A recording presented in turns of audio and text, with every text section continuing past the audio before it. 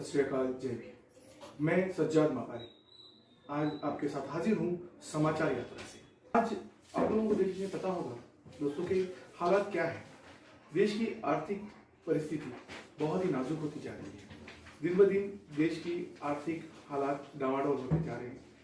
कितने bank merger हो रहे हैं, कई बैंक डूब भी चुके हैं।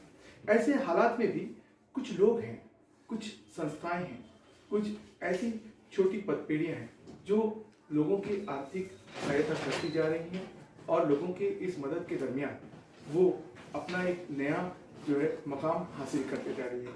आइए आज बात करते हैं हम यशो मंदिर सहकारी पदपेढ़ी पंतनगर घाटकोपर के बारे में।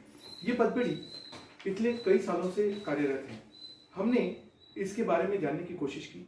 पता चला कि इस बुरे हालात में भी जो कोरोना काल में और लोगों की नौकरियां जा रही थी, जिस वक्त में लोग बेरोजगार हो रहे थे, उसी वक्त में ये पदपेढ़ी लोगों की सहायता करती जा रही थी। और इसके जो आर्थिक हालात का हमने जायजा लिया तो हमें पता चला कि ये पदपेढ़ी इस वक्त 270 करोड़ डिपॉजिट रखकर एक अच्छी स्थिति में चल रही है।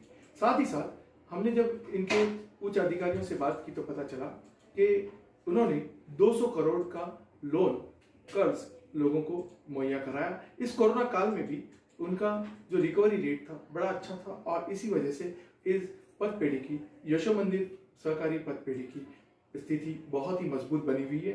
और आने वाले समय में और इनके क्या क्या इसमें प्लान्स हैं, इनकी क्या योजनाएं हैं, ये जानने के लिए हमने बात की इस यशो मंदिर सहकारी पदपेढ़ी के अध्यक्ष श्री बीजी गायकर साहब से। आइए आपसे इनकी रूबरू मुलाकात करवाते हैं। नमस्कार, मैं घाटकोपर के पंतनगर में आज यशो मंदिर सहकारी पदपेढ़ी मर्यादित बैंक में आया हूँ और यहाँ पर जो है कि मतलब हमारे साथ आज बैठे हैं बाबूराव गायकर जी, जो यहाँ के इस पदपेढ़ी के चेयरमैन हैं। तो इनसे हम ये जानना चाहेंगे कि जब बैंक की स्थापना इन्होंने की कुछ लोगों ने मिलकर, जबकि ये तो बीपीटी में काम करते थे, लेकिन इनके मन में कैसा ख्याल आया कि मतलब बैंक की स्थापना करनी चाहिए। तो आइए हम जानते हैं कि बैंक की स्थापना से लेकर अभी तक का इनका क्या सफर रहा है। आइए हम जानते हैं गायकर साहब से। या यशो मंदिर सहकारी पतपेढीची स्थापना 10 जानेवारी 1979 रोजी झाली। खरं म्हणजे ही संस्थेची अडचण का होती, गरज का होती, तर संस्था स्थापन करत असताना एक त्यावेळेला गावाकडची जरी बरीचशी मंडळी मुंबईमध्ये गिरण गावामध्ये कामाला होती, परंतु त्यांचं त्या तुटपुंज्या अशा पगारामध्ये भागत नव्हतं आणि बऱ्याच वेळा हे जे पठाण लोक आहेत जास्त टक्केवारीने व्याज देणारे होते आणि त्यांच्याकडून गरज जेव्हा भासेल तेव्हा आमचे सभासद, आमचे बांधव त्यांच्याकडून 5% 10% व्याजाने पैसे घ्यायचे, बरेचसे पैसे व्याजात जायचे। तर हे असे पैसे गेल्यानंतर बरंचसं उत्पन्न असं फुकट जायचं, ते जाऊ नये, ते सत्कारणी लागावं, आपल्या कुटुंबियांना त्याचा फायदा व्हावा म्हणून आमचे बंधू, ज्येष्ठ बंधू मधुकर दादा गायकर यांच्या मनात सहज आलं की, कारण ते स्वतःही असेच मारवाड्याकडून पैसे उचलत होते, की जर आपण एक पतसंस्था काढली सहकारी तत्वावरती तर निश्चितपणाने आपल्याला फायदा होऊ शकेल। तर त्यांची संकल्पना सुरुवातीला मला पटलीच नाही की पतपेढी म्हणजे काय, त्याचे नियम काय असतात, त्याचा फायदा होईल की नाही होईल, याही शंका आमच्या मनामध्ये होत्या। परंतु बरंचसं त्यांनी कन्व्हिन्सिंग केलं। आम्ही प्रत्येक गावातली जी मुंबईला असणारी गावाकडची मंडळी होती त्यांची फंड असायचे, त्या फंडाच्या मीटिंगच्या दिवशी आम्ही त्यांना जायचं, ते कन्व्हिन्स करायचे आणि मग आमचे जवळजवळ 400-500 सभासद तयार झाले आणि मग ही आम्ही संस्था रजिस्टर करायचं ठरवलं आणि आमची संस्थेची रजिस्ट्रेशन 10 जानेवारी 1979 रोजी झालं आणि पहिली शाखा आमची काळाचौकी एरियामध्ये ती स्थापन झाली। ती स्थापन केल्यानंतर मग आमचे सभासद वाढत गेले, उलाढाल वाढत गेली आणि हळूहळू आमच्या संस्थेच्या आज मितीस 21 शाखा आणि एक मुख्यालय, प्रशस्त असं मुख्यालय आहे। आमच्या 21 पैकी आमच्या फक्त 6 जागा भाड्याच्या आहेत, बाकीच्या जागा आमच्या स्वतःच्या मालकीच्या आहे। म्हणजे फार मोठी असेट आम्ही या ठिकाणी जमवलेली आहे। सभासद संख्या सुरुवातीला नोंदणी करताना 400-450 होती, ती सभासद संख्या आज मितीस 66,000च्या आसपास येऊन ठेपलेली आहे। आणि चांगल्या प्रकारचं कर्ज सुरुवातीला आम्ही 500 रुपयेच फक्त कर्ज देत होतो तेव्हा संस्था स्थापन झाली. आज आम्ही विविध प्रकारची कर्ज सभासदांना वाटतो आणि 40 लाखाची उच्चतम मर्यादा पण आहे आणि 75 लाखापर्यंत आम्ही कर्ज आज देऊ शकतो अशी आमची स्थिती झालेली आहे. उलाढाल देखील आमच्या संस्थेची जी आहे ती आज मितीला जवळजवळ 500 कोटीच्या वरती आहे. त्यामुळं चांगल्या प्रकारचं लोकांचं सहकार्य मिळतंय, लोकांनाही आम्हाला गोरगरिबांना मदत करता येते आणि आमचा जो सभासद वर्ग आहे हा मीडियम कॅटेगरीमधला कमी उत्पन्न किंवा मध्यम उत्पन्न अशा कॅटेगरीतला सभासद असल्यामुळे आम्हाला यांची सेवा करणं, त्यांच्या गरजांची पूर्ती करणं आम्हाला आवडतं आणि सभासदही चांगल्या प्रकारे या संस्थेवर प्रेम आणि निष्ठा करतात. त्यामुळं नक्कीच ह्या संस्था स्थापन केल्याचा आम्हाला फायदा होतोय आणि आनंदही होतोय. आज जो है कि मतलब आपका कम से कम 21 ब्रांच अभी आपने बताया है, तो सर ये कितना कष्ट जो है कि मतलब आप लोगों ने झेला है. लेकिन पिछले 2016 में जब नई केंद्र सरकार ने नोटबंदी जब लेके आई थी तो उस वक्त जो है कि मतलब लोगों में अफरा तफरी का माहौल था, लोग परेशान थे. तो सर जो आपने इतने वर्षों से जो सपना साकार करने की कोशिश की थी तो उस नोटबंदी में आपके ऊपर क्या असर पड़ा सर? नोटबंदीच्या बाबतीत बोलायचं जर झालं ती ऑल ऑफ सडन एक अचानक पंतप्रधानांनी ही नोटबंदी जाहीर केली, कुणालाही मागमूस लागू दिला नाही आणि निश्चितच आमच्याकडे ज्या काही रकमा होत्या त्या बँकेत भरायचं सुद्धा अडचण झाली होती. परंतु आम्ही जे आजपर्यंत कलेक्शन झालं होतं, आमचे डेली एजंट आहेत त्यांचं कलेक्शन होतं, ते आम्हाला दुसऱ्या दिवसाची परमिशन दिली आणि आम्ही ते पैसे भरले. त्याच्यानंतर काही लोक आमच्याकडे येत होते की आमचे पैसे घ्या, पण आम्ही कोणाचं घेतलं नाही आणि कुठल्याही प्रकारच्या चुकीच्या गोष्टी आम्ही स्वीकारल्या नाहीत.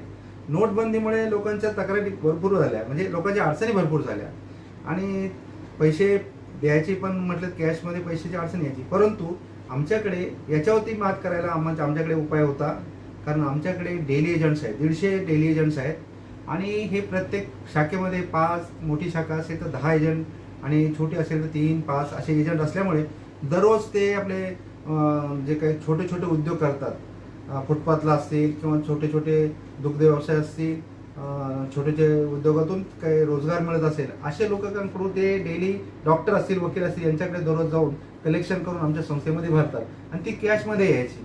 ती एवढी छोटी छोटी रक्कम असल्यामुळे याच्यामध्ये चेकमध्ये स्वरूपात येत नव्हती. त्याच्यामुळे निश्चितच ही रक्कम सुद्धा आम्हाला त्या काळात खूप व्हायची. एवढंच नाही तर ग्रामीण भागामध्ये नॅशनलाइज बँका सुद्धा किंवा स्टेट बँक सुद्धा कॅश देऊ शकत नव्हती. परंतु आमच्याकडे जो काही भरणा व्हायचा तो आम्ही गावी पण पाठवलेला आहे आणि गावच्या लोक सुद्धा खूप खुश झाली की ग्रामीण भागामध्ये त्या नोटबंदीचा सगळ्यात फार मोठा एक तर गावी पैसा दुर्मिळ आणि त्याच्यात पैसा नाही आणि सगळे डिजिटल करायचं म्हटलं की लोकांना खूप अपेक्षा झाल्या.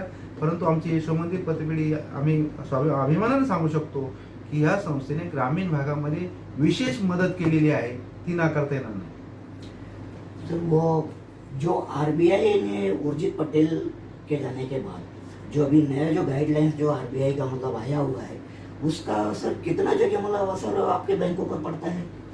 आता खरं सांगायचं म्हणजे रिझर्व्ह बँकेचा आमच्यावरती डायरेक्ट कंट्रोल नाही आहे. महाराष्ट्र शासनाचा जो सहकार खातं आहे त्याचा आमच्यावरती कंट्रोल असतो. परंतु काही गोष्टी रिझर्व्ह बँकेने हळूहळू नॅशनलाइज बँकाला लावलेल्याच आहेत. उदाहरणार्थ NPA म्हणा, नंतर हळूहळू त्यांनी सहकारी बँकांना, शेड्यूल बँकांना लावल्या आणि तीच NPAची कन्सेप्ट आम्हाला 2008 पासून आमच्याकडे आलेली आहे. त्याच्यामुळे हळूहळू रिझर्व्ह बँकेचे बंधन जे आहेत थोडे उशिरा येतात आमच्याकडे, परंतु येतात आणि त्याचा परिणाम कळत नकळत निश्चितपणाने होतो. त्याच्यामुळे निश्चितच GST आलेला आहे. परत इन्कम टॅक्सचं सुद्धा जे लिमिट होतं, यापूर्वी पतपेढ्यांना ठेवीदाराने किती पैसे ठेवलं तर आम्हाला इन्कम टॅक्स लागत नव्हता. परंतु आता 50 कोटीच्या पुढे जर एखाद्या पतसंस्थेचं नफा इन्कम झालं तर त्या पतसंस्थेला ठेवीदाराच्या इन्कममधून व्याजातून इन्कम टॅक्स हा कापावा लागतो. परंतु अजून आमची संस्थेचं उत्पन्न 50 कोटीपेक्षा कमी आहे. त्याच्यामुळे अजूनही 2-3 वर्ष आम्हाला आमच्या ठेवीदाराला तो दिलासा आहे. त्याच्यामुळे आज ना उद्या ते येणारच आहेत आणि परिणाम होणारच आहेत. आणि आता तर जे रिझर्व्ह बँकेचं असं चाललंय की सगळे पेमेंट डिजिटल करायचं चाललेलं आहे आणि हळूहळू आता रकमा पण 1 लाख एक वर्षामध्ये जर 1 कोटीच्या पुढे जर तुम्ही कॅश गेली तर त्याच्यावर टॅक्स लावलेला आहे. पर्यायाने रिझर्व्ह बँकेची जी पावलं आहेत की हळूहळू लोकांचा जो काही मनी मार्केटिंग जे आहे ते कंट्रोलमध्ये आणायचं आहे आणि कॅश ट्रान्झॅक्शन कमी करायचं आहे. हा मात्र निश्चित आहे, त्याचा परिणाम होऊ शकतो असं मला वाटतं. नोटबंदी के बाद बहुत सारी बैंकों में इतने बड़े उनके पास साधन नहीं बचे थे. कई बैंक जो जैसे पीएमसी बैंक जो है कि मतलब बंद हो गई. कई बैंक जो है कि मतलब एक दूसरे में मर्ज किया जा रहा है. जैसे देना बैंक ऑफ बड़ौदा में मर्ज हो गया. तो बैंकों के जो हालात तो दिन ब दिन जो गिरते जा रहे हैं, और ऐसे में जो है कि मतलब आपके जो 21 ब्रांच हैं वो सफलतापूर्वक चल रहे हैं. सर, इसका राज क्या है? नॅशनलाइज बँका असतील, शेड्यूल बँका असतील, आपण बघतो की मोठमोठे स्कॅम होतात. मग ती PMC बँक असेल, दुसऱ्या सहकारी बँका असतील, का पंजाब नॅशनल बँकमध्ये पण झाला, ते हजारो कोटीचा होतो. हे आपल्या देशाचं दुर्दैव आहे. हे कसं होतं देव जाणे. परंतु असं जर झालं तर नॅशनल बँकावरचा जर विश्वास आज ठेवणारा सुद्धा विचार करतोय तर पतपेढीवर त्याचा परिणाम होतो, नाही असं नाही. परंतु आमची पतपेढीमध्ये आमचा विश्वास इतका लोक सभासदांचा, ठेवीदारांचा जागरूक आहे. या संस्था 42 वर्षाची आहे आणि 42 वर्षामध्ये असा एकही ठेवीदार इथं आलेला नाही की त्याची आम्ही वेळेवर मागता क्षणी त्याची पूर्तता करू शकलो नाही, की त्याला ठेव त्याची परत करू शकलो नाही. असं एकही घटना मला आठवत नाही. त्याच्यामुळं सभासदांचा इथे चांगला विश्वास आहे. आणि जे आमचे संचालक मंडळ आहे, हे संचालक मंडळावरती जे मार्गदर्शक म्हणून आमचे जिवळवडी साहेब असतील, आमचे मधुकरदादा गायकर असतील, ही जुनी मंडळी जी आहेत, या मंडळीने आम्हाला इथे हे पैसे जे आपली जबाबदारी आम्हाला सांगितलेली आहे की सभासदाचा, ठेवीदाराचा जो पैसा आहे तो पैसा शाबूत राहिला पाहिजे आणि विश्वास कायम राहिला पाहिजे. त्याच्यामुळे आमचा सभासदांचा आमच्यावर विश्वास आहे आणि आम्ही जबाबदारीपूर्वकच काम करतो. कुठेही कोणीही पैसा इथून उचलत नाही आणि त्याच्यामुळं आम्हाला काही अडचण येत नाही. आज मी तर तुम्हाला सांगतो, या कोविडमुळं बऱ्याच बँकांच्या ठेवी परत गेलेल्या आहेत. परंतु आमच्या ठेवींमध्ये तुम्हाला सांगतो, जी आमची 31 मार्च 2020ला सिच्युएशन होती ती स्थिती आजही आहे. मग मला प्रश्न निर्माण होतो की लोक म्हणतात की बँका बुडाल्या म्हणून ठेवी कमी होतात, पण आमच्या बाबतीत तसं काही घडलेलं नाही. याचाच अर्थ असा आहे की लोकांचा विश्वास आहे आणि तो आम्ही पाळत राहणं, ते आमचं कर्तव्य आहे. त्याच्यामध्ये आम्ही कुठेही कसूर करणार नाही. आम्हाला खात्री आहे की आमच्या ठेवी अजून 2 महिन्यामध्ये याहून आणखी वाढतील. त्याच्यामुळं आम्ही सभासदांचं हिताचं जपणूक करणं हे आमचं प्राइम कर्तव्य आहे आणि ते पाळणार. सर, ऐसा सुनने में आता है कि जब कोई बड़ा लोन होता है हाँ. तो बड़े लोन के टाइम जो कोई पॉलिटिकल प्रेशर भी आता होगा. आप लोगों को बड़ा लोन आ रहा है. आमची संस्थेचं संचालक मंडळ आहे, ते कुठल्याही पक्षाचं कोणी सदस्य नाही. ही महत्वाची बाब आहे. कोणीही इथं पॉलिटिकल इन्फ्लुअन्स लावू शकत नाही. कर्ज देताना आम्ही त्याची परतफेड क्षमता बघतो. कर्जाचं तारण आहे ते पाहतो आणि कर्ज देतो. इथं इन्फ्लुअन्स लावून आम्ही कर्ज देत नाही आणि शक्यतो आम्ही कोणत्याही पॉलिटिशियनला आम्ही जवळ करत नाही. जेव्हा आपलं काम असेल, संस्थेच्या संदर्भात काम असेल, त्या कामापुरतं आम्ही फक्त त्यांच्याबरोबर आपलं काम करून घेण्यासाठी त्यांच्याबरोबर असतो. बाकीचा आमचा त्याच्यासह काही संबंध नाही आणि ही संस्था कुठल्याही पक्षाची बांधिलकी जोपासत नाही. सर, अभी जो है कि 26 जनवरी आ रहा है.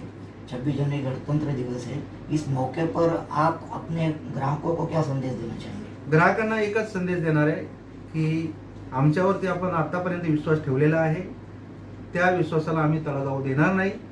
कर्जाचे व्याजदर आम्ही कमी केलेले आहेत. ठेवींचे कमी केले म्हणजे आमची इच्छा नव्हती, परंतु परिस्थितीच अशी प्राप्त झालेली आहे की रिझर्व्ह बँकेने गेल्या 6 वर्षामध्ये 6 वेळा 5% व्याजदर कमी केलेले आहेत. आज कुठलीही नॅशनलाइज बँक 5% जास्त एका वर्षाला व्याज देत नाही. आपण 7.25% आज व्याजदर देतो आणि सिनियर सिटीला आणखी 0.5% देतो. त्याच्यामुळे आपण व्याज फार कमी केलेत असं म्हणता येणार नाही. आणि निश्चितच या जो 26 जानेवारीच्या निमित्तानं मी सांगू शकेल, मी शुभेच्छा देतो आमच्या सर्व सभासदांना, ठेवीदारांना की आपण आता कोविडचा प्रादुर्भाव थोडा कमी झालेला आहे, पूर्ण गेला नसेल तर आपण संस्थेबरोबर व्यवहार करायला बरेचसे सभासद आता जेमतेम 30-40% संस्थेत येतात. तर परिस्थितीनुसार आपण देखील लवकर चालू होतील. आपणही संस्थेबरोबर जे काही सभासद येत नाहीत त्यांनी यावं आणि आता यापुढे आपण मोबाईल ॲप आणणार आहोत, तांत्रिक ज्ञान आपण विकसित करणार आहोत, CBS कार्यप्रणाली आपण तयार केलेली आहे. त्याच्यामुळे घरी बसल्या सुद्धा आपण सेवा देणार आहेत. त्याच्यामुळं या संस्थेवर आपण आतापर्यंत जसं प्रेम करताय असंच प्रेम निष्ठा कायम ठेवा. निश्चितच आम्ही तुमच्या हिताचं रक्षण करू, एवढं मी सांगेन. अभी हम बात कर रहे थे बाबूराव गायकवाड़ साहब से, जो यशो मंदिर सहकारी पतपेड़ी के चेयरमैन हैं. उन्होंने कोरोना काल में जिस तरीके से लोगों के साथ सेवा करनी चाहिए थी, इन्होंने एक मानवता के नाते अच्छी सेवा की है. आज भी इनके सारे ब्रांच जो है कि सेवारत लगे हुए हैं. ये दर्शाता है कि गायकवाड़ साहब ने कितनी मेहनत की है. आगे भी इनसे बातचीत करते रहेंगे और आपको समय समय पर इस बैंक के बारे में जानकारी देते रहेंगे.